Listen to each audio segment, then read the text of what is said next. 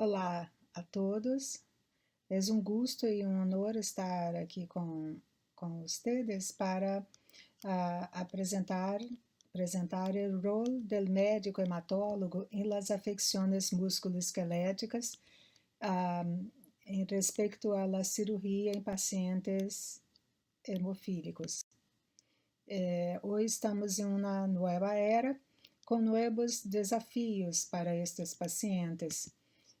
Por exemplo, temos aumento substantivo crescente de donações humanitárias para os países em desenvolvimento que agora podem fazer cirurgias mais invasivas, pero com protocolos de baixas doses.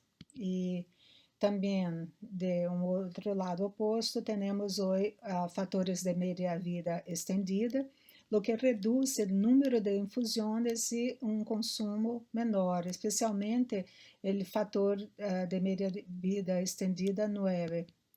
E o desafio grande para nós outros hematólogos é fazer uma cirurgia em um paciente que faz uso de emicizumab e que em uma cirurgia maior, temos que usar fator 8 ou agentes bypassiantes, e estas cirurgias hoje são seguras, efetivas, e não há casos de tromboses reportadas. Acá é um exemplo de fator práticas de fatores em baixas doses para países que não têm condições de fazer as doses padrão. Por supuesto, é muito mais cômodo operar em uma situação assim, com fatores em quantidades ideais. É importante acordar que uma hemostase meticulosa é crítica, e isso inclui a infusão contínua de fator, pelo menos durante as primeiras 72 horas. Generalmente não há necessidade de fazer profilaxis para trombose venosa profunda, por exemplo, em artroplastia, exceto em circunstâncias que há que ter uma dose muito alta por altos tempos em pós-operatório, aí se pode discutir a tromboprofilaxia.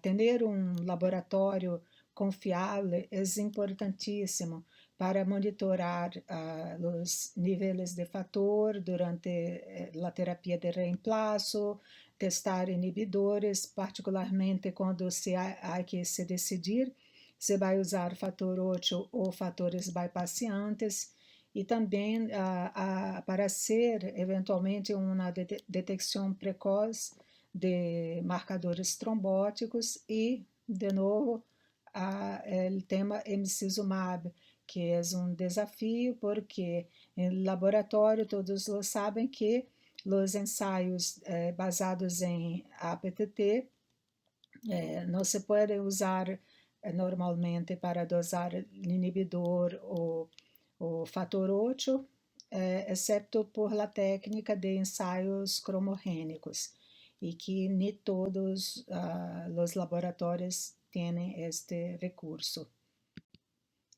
Pero sí se pode fazer com sucesso. Acá um exemplo de um protocolo que se usa o fator 7, que é o mais seguro para se usar em conjunto com emicizumab, pero as doses são baixas, como 90 microgramas por quilo, ao princípio. É necessário para estas cirurgias em pacientes hemofílicos um planeamento muito cuidadoso, com uma excelente interação com o paciente e a família. Por exemplo, observar se quando se acaba a cirurgia se vuelve ao domicílio, então se há escaleras, barreiras mecânicas, se há disponibilidade, por exemplo, de uma silla de ruedas, acordando que este paciente se va a tener que hacer una fisioterapia muy prolongada, entonces la familia tiene que se preparar, incluso económicamente, para derivar estes pacientes para la fisioterapia. Es importante entonces tener una interacción muy grande con el time multidisciplinario. Es importante que se haga la cirugía, planee al principio de la semana, por la mañana, por varias razones, pero una de ellas es que al fin de semana, noche, es difícil tener los mejores y más experientes profesionales, tener un laboratorio listo para actuar y por la noche. Entonces es mejor, mucho mejor planear cualquier cirugía, aunque menor, pero además que las grandes, que sea en este esquema. E é importante ter quantidades suficientes de fatores de coagulação não somente para a cirurgia, pero também que para o pós-operatório e a reabilitação.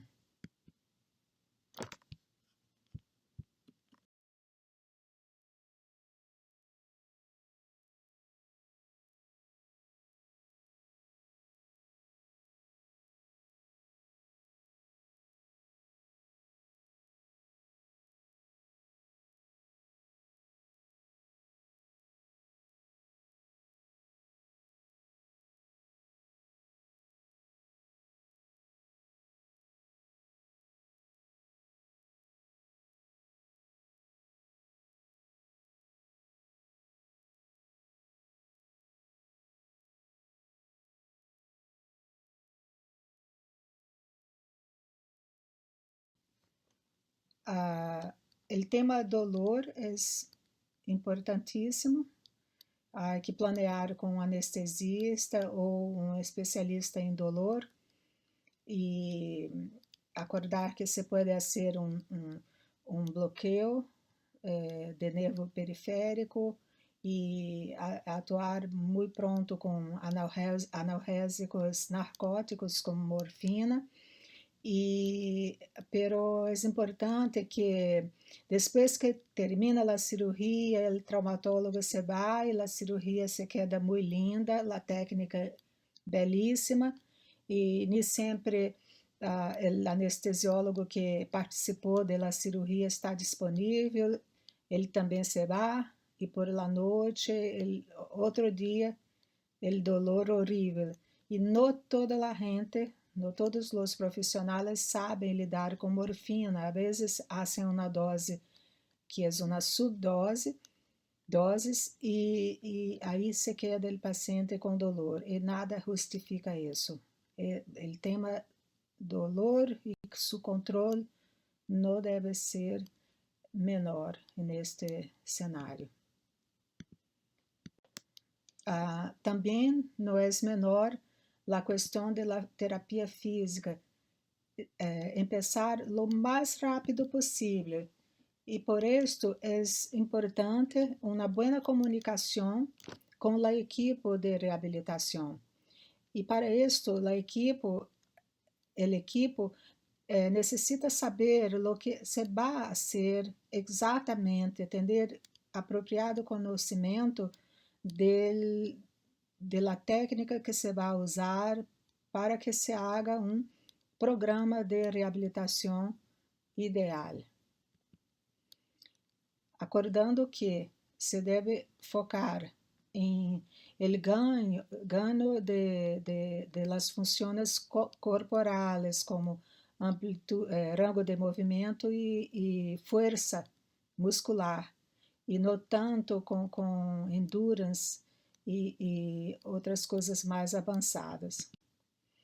E agora vou falar de uma coisa que não é muito boa, pero há que recordar, há que Hay que tener esto en mente. Las complicaciones y consideraciones a longo plazo, que son las infecciones, las tasas de infección de artroplastia en hemofilia son más altas que en la población general. No obstante que estão reduzindo em los últimos anos, pero hemofilia todavía tiene un riesgo maior de infecções secundárias tardias. E pacientes com HIV, HCV têm risco maior para infecções de las próteses. Acá tenho um caso de la semana passada, que não é de nosso centro, pero é um paciente que tinha muito dolor, e aí não aguento o dolor, não quero mais tentar nada, me saca meu pé, não aguento, vamos fazer artrodese. E aí a família, o traumatólogo, decidiram fazer a artrodese, e agora temos uma necrose muito feia e muito mais dolor. E, é claro, a osteomielites crônicas, isto é uma complicação que nadie quer, e nadie quer este paciente. E então é um paciente deprimido, a vezes conosco casos muito tristes, que o paciente nada resolve e quer tentar suicídio e todo. A vezes são pacientes que fazem uso, adição de opioides, e nadie les quer, em geral. Então, há que ter isto em conta, o paciente, a família, o traumatólogo e toda a gente, porque isto desafortunadamente pode ocorrer em las melhores técnicas e los melhores hospitais. A Federação Mundial de Hemofilia recomenda a artroplastia solamente quando há uma artropatia estabelecida que não seja responsível ao tratamento no cirúrgico ou minimamente invasivo. E quando há dolor, a perda de participação em las funções de atividades de dia a dia, então há que ter isto em conta. Então, penso eu, Silvia, que deve-se pensar muitas vezes antes da cirurgia. É possível ganhar função, melhorar o dolor usando terapias mais conservativas? O paciente sabe mesmo das possíveis complicações. Su time, su equipo está lista para suportar este paciente quando as coisas vão feias, vão mal. Como lidar com as expectativas do paciente e a realidade. Isto é nosso desafio. E acabo a mostrar somente alguns casos aí de nosso centro de resultados buenos com casos muito difíceis.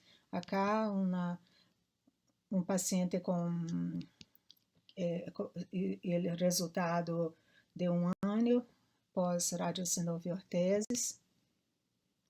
Acá é um caso muito lindo, um ninho muito pequeno, com um rango de movimento muito malo, e depois de radiocinovioteses, super intensiva fisioterapia, profilaxia com fator 7, depois se tentou imunotolerância, ora conseguiu esta semana emicizumab, e mira, e não se hizo cirurgia neste paciente, está muito bem, muito feliz. Acá é um paciente impossível, se uno vê esta radiografia, se diz, não há o que fazer contigo. Então, algumas vezes eu escutei do paciente que ou o traumatólogo, o hematólogo, ou o fisioterapeuta nunca perde a esperança, pero a vezes o traumatólogo ou alguém da equipe diz, não há o que fazer contigo. E mira, os resultados com simplesmente algumas injeções de ácido hialurônico, profilaxis e ginásio. Se uno se acuerda das radiografias deste paciente, se diz é impossível fazer o que está haciendo, pero com força de vontade, coach, incentivo, se va, pero muy bien, sin dolor hoy.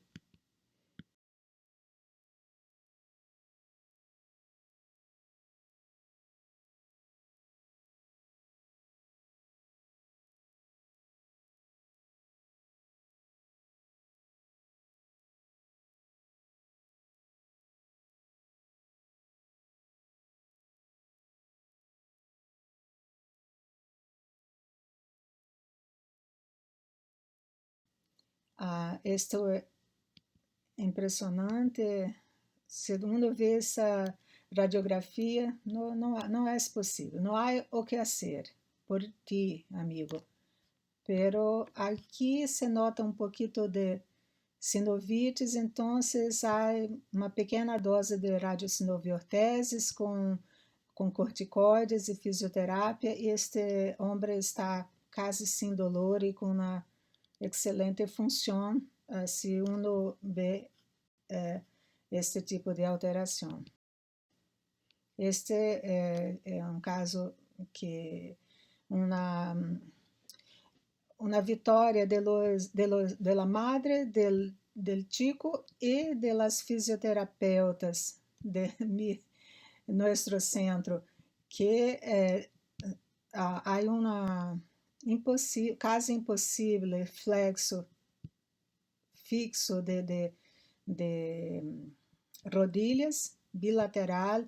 Este niño se andava assim, arrastando por el solo, e depois de ano, pero diariamente fisioterapia. Assim, se está bem e sem nenhum problema nas rodilhas, sem fazer nenhuma cirurgia. Então, les pido que acuerden que os seres humanos são movidos por la esperança, por la fé.